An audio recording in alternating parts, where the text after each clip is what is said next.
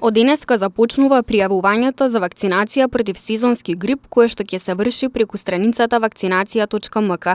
Со пополнување на формуларот се одвива регистрирањето за вакцинација во системот Мој термин.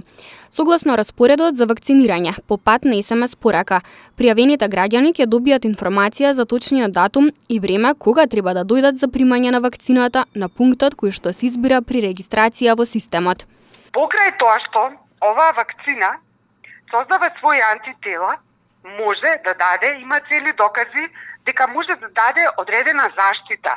Значи, таа не е истата заштита како за корона. Ова не е вакцинација за корона, но го подига имунитетот на некој друго ниво, кај што може да се избори и да даде многу поедноставен одговор и кога ќе дојде, например, организмот во контакт со некои слични други вируси. Затоа што короната припаѓа во истата група на вируси. Заради тоа е пожелно да се вакцинираат сите пациенти.